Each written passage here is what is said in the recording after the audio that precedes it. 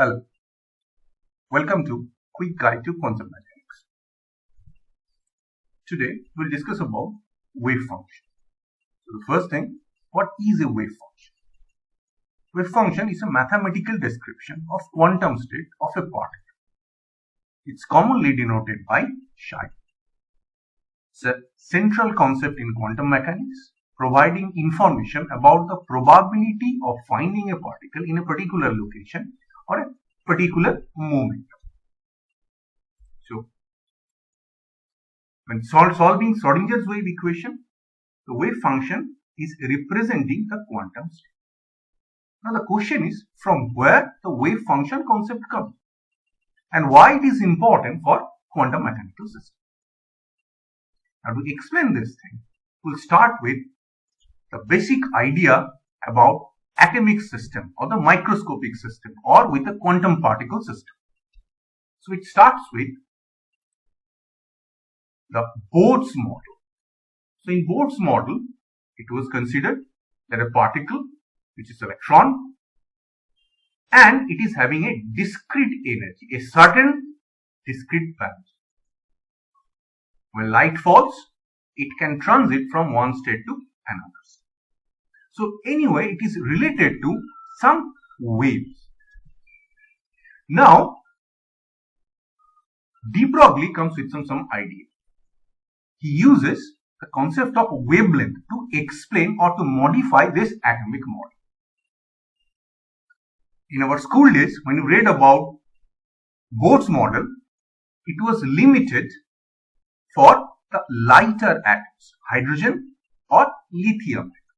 But for large number of electrons, the atoms cannot be explained by the Bohr's model. We need some correction. So after 10 years, approximately after 10 years of Bohr's model, de Broglie come with new idea. And he explained the thing in terms of wavelength. The wavelength that it associated with the object in the relation of its momentum and the mass is known as de Broglie's wave. A particle de Broglie's wavelength is usually inversely proportional to the force. So the equation is represented by this. So the wavelength of the particle is inversely proportional to momentum or force. The rate of change of momentum is force. Now this explains the things well. So now instead of considering the simplest semi-classical Bohr's model, now one can think about the atomic system something like this, having some wave instead of a particle revolving. So you can think about the system is something, it's a dancing waves one can think about. A closed dancing wave is there. Now the problem is, when de Broglie comes with this idea, it explains some of the part, but it gives some other questions also. Some confusion was created. What are those confusions? Now the confusion is the electrons which was already detected by Thomson, J.J. Thomson, almost 20 years back, and it was detected like a particle. Now somebody, de Broglie, it is explaining in terms of wave.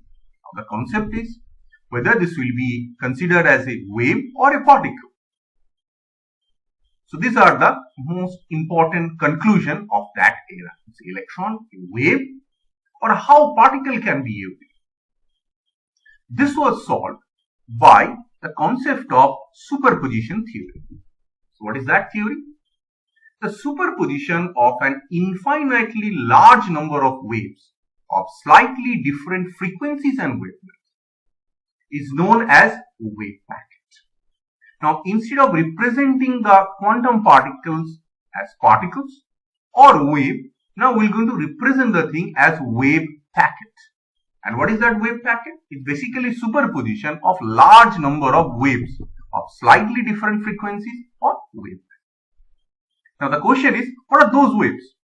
These waves represent the same particle, not the other particle. This is representing the same particle, but with different momentum, to different uncertainty in its movement. So as it is wave, you are measuring it number of times. So for different cases, you are getting different momentum values. As you have different momentum, this will be considered as uncertainty in the momentum. So as you have different momentum, uncertainty in the momentum, so this is representing different waves. Now mathematically, we are going to find the superposition of this one. This will give you the wave packet in the system. How it look like? We have considered two waves of different frequencies. Now we can think about that their frequencies are different, their wavelength values are different. Now after superposition, it will look something like this. So this representation is known as wave packet. Mathematically, how to represent this one? This is represented by Gaussian wave packet. A very, very generalized form of representation of wave packet is known as a Gaussian wave packet. And it represents something. So in a clear picture, it will look something like this. Now we can see we have a higher amplitude value. So this A represents the amplitude value. So higher amplitude value. Now here you can see the amplitudes are lesser in comparison to the central region. But it is having some amplitude. It's not exactly zero. Somewhere here it is having some amplitude value. This is here. But some of the points their amplitude values are zero. So obviously wave packet is zero somewhere here, and some of the points it is having some higher amplitude. Now we'll see when you have the wave packet how to represent the thing in quantum mechanics. Now the wave packet, now the confusion of wave packets is represented by wave function. So when you have wave function, now we don't need to bother about de Broglie's wavelength, the confusion of duality, whether it's a particle or a wave. Now we don't need to really bother about the uncertainty principle, whether you have uncertainty in momentum or in position. Now in a very straightforward way, mathematically you can represent a quantum mechanical system by a wave function. What is a wave function? It's basically DNA of a quantum particle. It's a basic backbone, basic structure of a quantum particle. It is denoted by psi. We have already discussed about this thing. So either it can be represented for the one dimension. So it's a time dependent one dimensional wave function. So it's x at t. It is represented for the three dimensional system x, y and z and it's t. Now what it tells? It tells about where particle will be. We really don't know whether the particle is, but it can predict, it can give the probability. It's not a direct observable. It's just a predicting probabilities. Now I've taken some examples over there. So the aquarium is a classical example. So here you have some water and some fishes are there. Now we can see as fishes are roaming inside this thing and you are measuring for a certain position. So consider your detector is somewhere here. So for certain time the fish is there and for the next time the fish is not there. It is roaming inside this thing. Now you are performing the thing number of times, say 100 number of times you are measuring this thing. And you are trying to find whether the particle, whether the fish is there or not.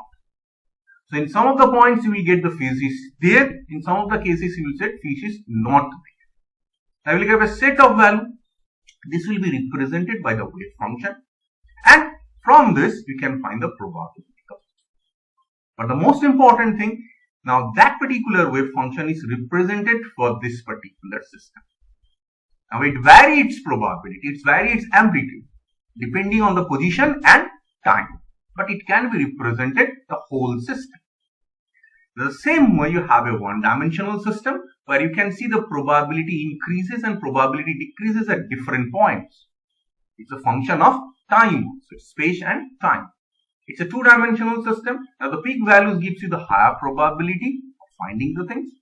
And some of the points you can see the lower probability. So obviously the probability decreases and with time it may vary. It's a time function. The most important thing, what are the properties of wave function? What should be the properties of wave function? So the first and foremost thing, the wave function must be normalized. That mathematically the square of the wave function should be equal to 1. Now what is the meaning of this thing? The particle must confine within that region where we are measuring. So the fish must be there within the aquarium. anyhow it comes from this thing, or the jar is broken, we really cannot use the same wave function to find. The same concept is there for the wave function for the quantum mechanics. The particle is confined there, and we know the probability of finding the particle within that zone, not a particular point. We are talking about within that zone. This is 1. That means the probability is 100%. We know particle is confined. So this is the condition which is known as the normalization of wave.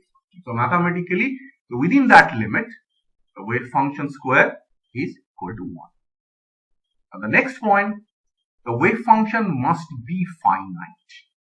So you cannot take a mathematical wave function which is infinite or not properly expressed. So if you have the wave function, then only you can go for other mathematical operations. So wave function must be finite. Now the next important thing, it must be derived. So different operators, we need to go for mathematical derivations. So this is very, very important. And another important thing, this must be single value. The wave function must be single value. So you should not get for a particular position, there are 2 probabilities. It's quite obvious. So the takeaway thing is, the wave function should be finite, should be continuous. It cannot be single value. Okay, if you have a single value, so there will be break in the system. So the system must be continuous. That means this is single, and this must be differentiable. So the differentiable is applicable for the mathematical operation. So which information we try to gather, we can take it from the differentiable. So some example of wave functions are given over there. Space and time, you can see they are changing. Now the question is, when you have the wave function, then from this wave function, what information you can gather? The information gathering was given by the Born interpretation. So in 1926, Max Born comes out with some idea that psi directly don't have any physical significance. But when you are squaring this one, you are finding the probability density. Psi is a complex variable quantity. So when you are squaring this one, you are basically squaring the amplitude. In general cases, even our examples, we have taken a Gaussian wave function. So Gaussian means it's an exponential function and it's a complex value. Now one can consider this is I plus I of some value for the function, and its complex conjugate is e to the power minus I. So one is plus I, another is minus I of this particular function. So it can be x, it can be sin x or up. Now when you are multiplying this one, it basically gives you 1. So now when it is multiplied with some amplitude values, the same wave function, only the complex conjugate is there. So squaring of this thing, it eventually gives you the amplitude square. So in the wave function, amplitude plays a very, very important role. The psi square, psi and psi star.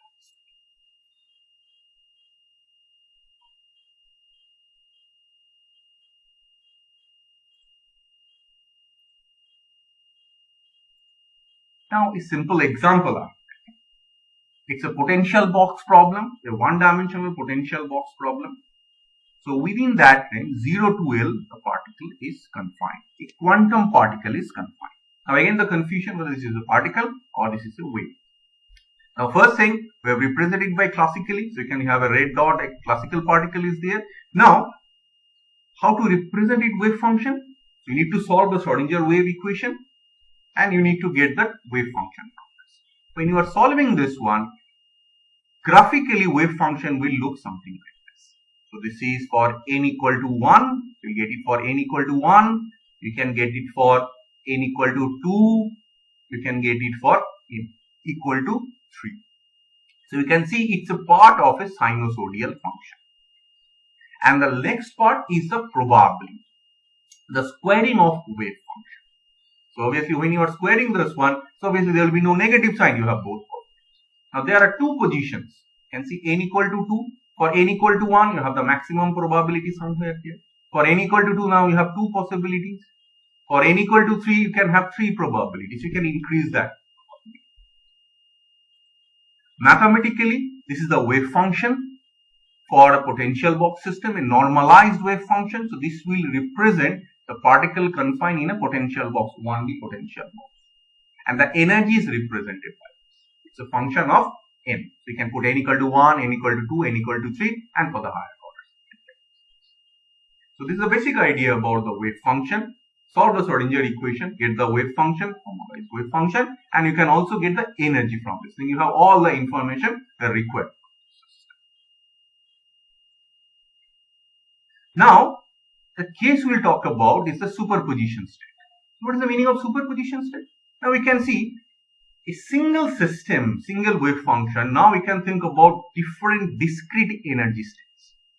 So a wave function psi, it can be represented by psi 1 plus psi 2 plus psi 3, and for the higher.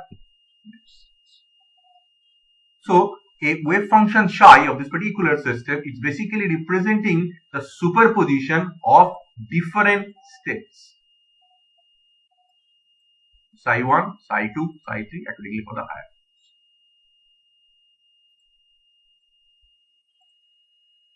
Now for simplicity, we have considered two states. One is 0 state, another is 1 state.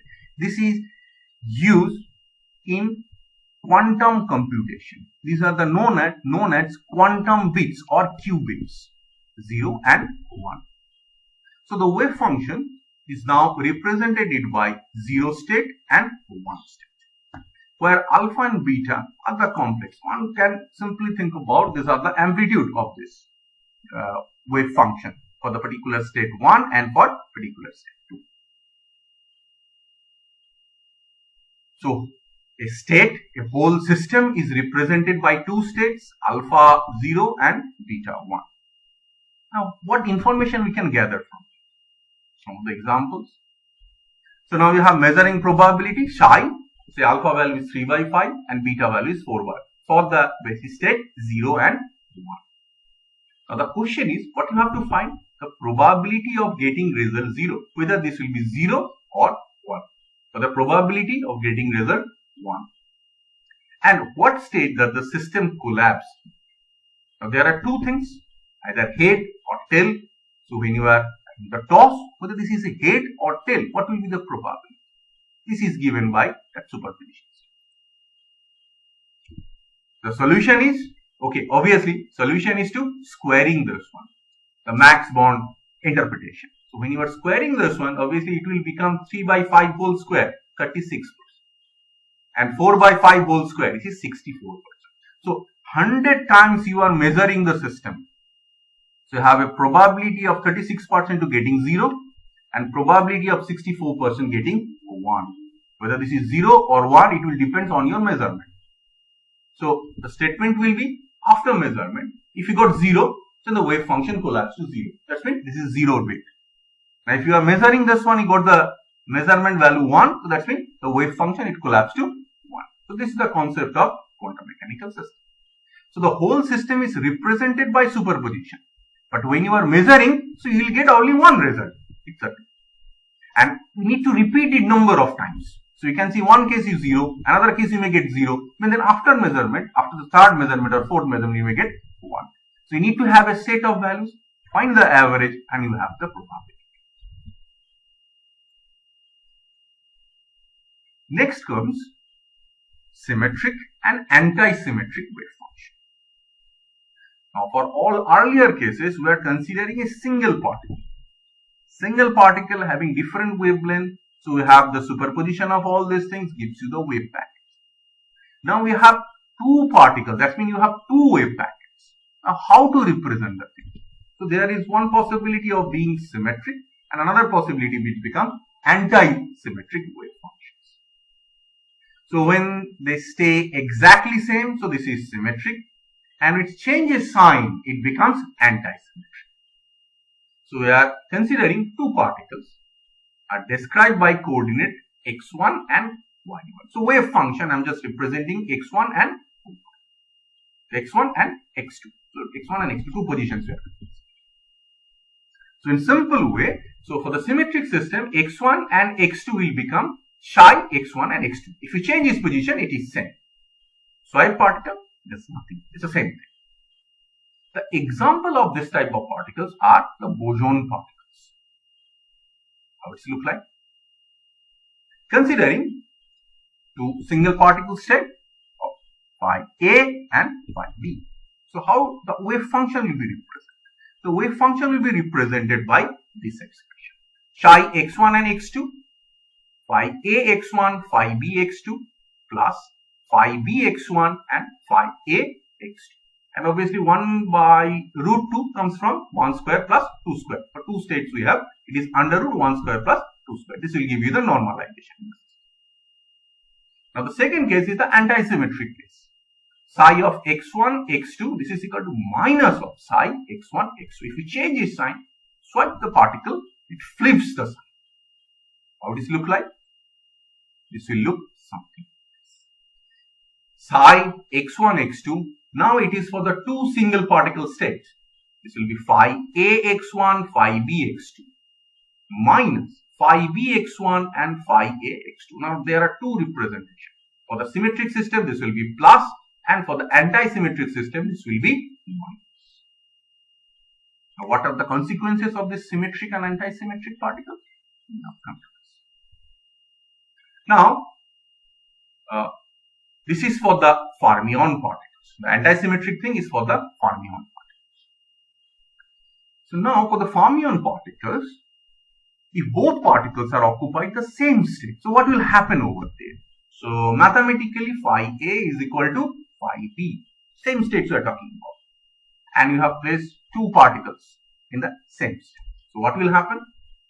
So now the wave function psi x1, x2. I am considering the anti-symmetric things, fermion things. Phi A x1. So A, now this will B will also be A. So phi A is x2 minus this was phi B x1. So it becomes phi A x1 and this was already phi A x2. Now let's check this one. This is phi A, phi B, x1, x2, phi B, phi A, x1, x2. What you have considered? That phi A, phi B become phi A and phi B become phi A over there. And x1, x2, these are same x1, x2. Now see, both are equal. You can just check this one and this one. Both are equal. They will cancel out and it will become 0.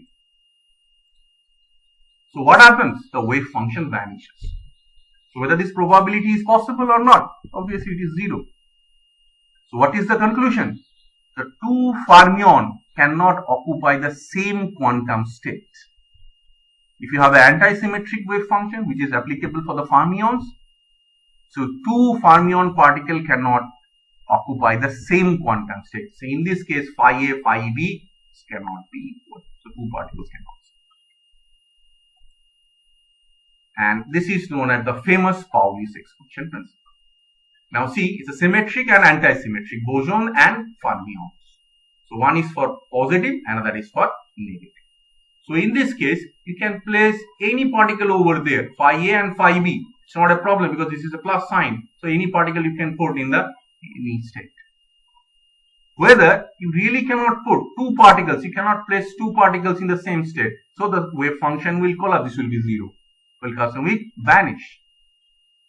So you need to place a single particle in single state. So phi A, phi B will be different states. So today we'll start with the concept of wave function. We have discussed about the probability, wave function, we discussed about the properties of wave function, the probability density, some examples you have taken.